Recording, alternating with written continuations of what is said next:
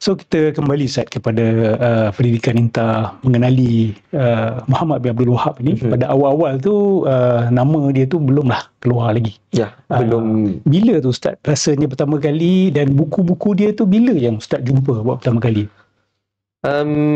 Buku-buku dia saya secara baca betul-betul pertama kali. Mula-mula hanya dengar nama.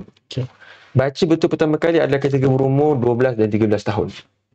Buku yang pertama sekali saya baca adalah of course Al-Usul Al-Thalathah. Mungkin ada orang tanya 12-13 tahun waktu tu anda faham macam mana Syekh? Saya baca macam mana? Saya baca terjemahan bahasa Indonesia, and then kita akan gandingkan dengan teks bahasa Arab, dan macam itulah saya belajar bahasa Arab. Masya-Allah. Itu adalah buku yang pertama saya baca, beserta penjelasan daripada ilmuwan-ilmuwan Salafi di tanah air lah. Yang mana kita tahu mana nak cari benda tu kan. So mereka ni bertaraf tokoh kan? Ya, bertaraf tokoh. Dan mereka ini Masya-Allah mensyarahkan buku-buku itu. Sebab tu kalau orang kata Wahabi tak ada kat Malaysia, itu satu benda yang denial, yang menghina mereka sendiri. Ya, betul. Menghina. This is my legacy. Ini adalah perjuangan saya. Why you not tak sedar benda ni? Betul kan? So mereka aktif memperjuangkannya. Mereka aktif mensyarahkan buku-bukunya. The highest peak kemuncak adalah pada tahun 2012, 2013, 2014. Mereka ada markas, mereka ada tempat yang kita tahu. So mereka siarkan, mereka rakam, mereka siarkan di laman sosial, di YouTube. Buku-buku induknya buku-buku Muhammad Abdul Wahab lah. Ya, buku Muhammad Abdul Wahab. Dan seperti mana kita tahu, ada tokoh-tokoh yang melantang daripada dahulu di arus perdana Malaysia yang mempromosikan dan menetralkan Muhammad Abdul Wahab dan karya-karya dia. Dan saya adalah antara orang yang mendulang manfaat daripada tokoh-tokoh tersebut secara online, secara penulisan. Dan kita gandingkan dia dengan waktu tu umur 13 saya dah berjinak-jinak mula dengar syarahan-syarahan daripada ulama Timur Tengah. Umur berapa? 13 tahun. Ya, 13 tahun. Daripada Syekh Saleh Fauzan, daripada Syekh Ibn Uthaymin, kaset-kaset Syekh Ibn Uthaymin, Syaritah dia yang dirakamkan di YouTube, Bin Baz, Ibn Uthaymin, Syekh Saleh Fauzan, Syekh bin Jibrin. So giant Salafi, konservatif Salafi ni adalah benda yang ketika umur 13, 12 saya lazimi dia punya rakaman. Kita tengok Nur al-Dar, kita tengok fatwa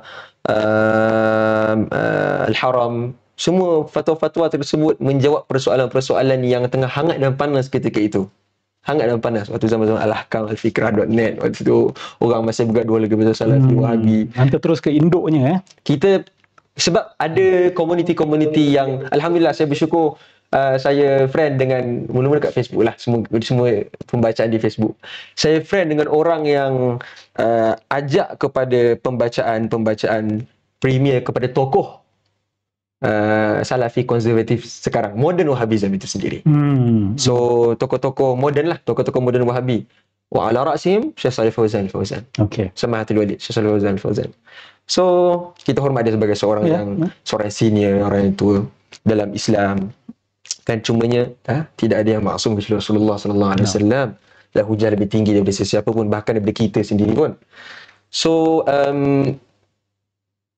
pada ketika itu juga saya terkesan dengan aliran Ikhwan Muslimin. Terkesan dengan adik-adik Ikhwan Muslimin. Pada ketika itu antara yang paling famous adalah isu revolusi Taurah di Mesir, yang menumbangkan Hosni Mubarak. Umur itu 12-13 tahun. So ketika itu pengamatan politik saya lebih kepada Timur Tengah lah, sebab kita para pemuda ni dia membuat-buat semangat Islam dia sebenarnya. Awak kena sedar benda tu. Dia membuat-buat semangat Islam ibarat air yang mengalir deras. Kalau kita tak halakan ke arah yang betul, memang terorisme akan terlahir daripada generasi-generasi seperti ini. So